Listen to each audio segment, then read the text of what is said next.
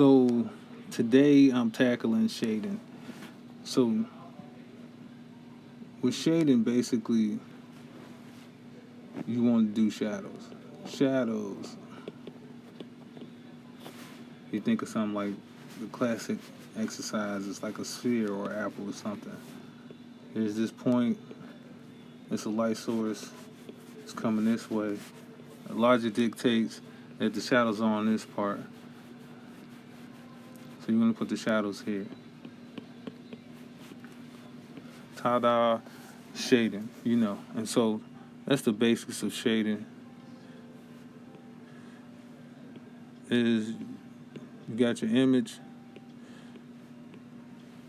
pick a light source, let's say here, bam, light source. Coming this way. So, use your best judgment. Unless you use a reference on where to put the shadows for your light source. Well, in contrast to your light source. I know this is weird. This is Blackboard sessions.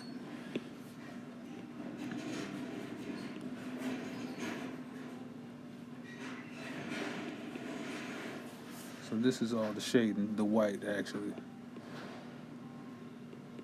But there's also what I like to call dramatic shading. So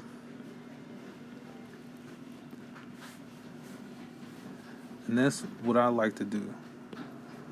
So I only do light source shading.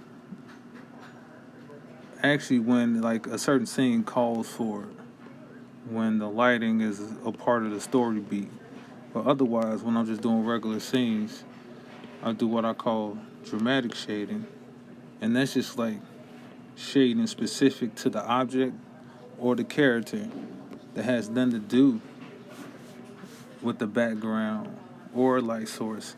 It's just to highlight the features of the character. So I like to do maybe some shading under the eye. Now this is considered shading, what I'm doing in between. But it's also to show like line marks, wrinkles for the forehead to emphasize emotion, and even this, maybe some things around the nose. This is shading. If I go in and I highlight the cheekbone like this would be considered shading, things of that nature.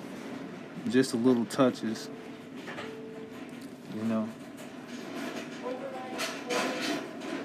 to emphasize things of that nature, And so even if I do like heavy dark shadows, so let's say I do something like this, where it's all shaded. And I tend to do this all dramatically when I'm doing art, because it really has to do with the character, the individual scene. It's not really about the lighting of the setting. If I deal with that really has to do with a story beat. When the lighting is necessary to the story beat. Like, okay, it's a dark place, so the darkness is going to affect the progression of the story. So then I have to portray that.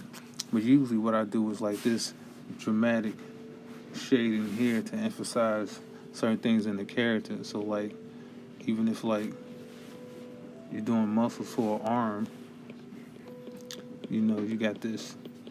It's what I call little dramatic shading touches to emphasize muscles. It's basic line work, but then you want to go in on the line work and do these little extra touches, to emphasize it, to make it strong. But not a lot, just a little bit, Practice some subtlety. Think subtlety, subtle. You don't want to overdo it.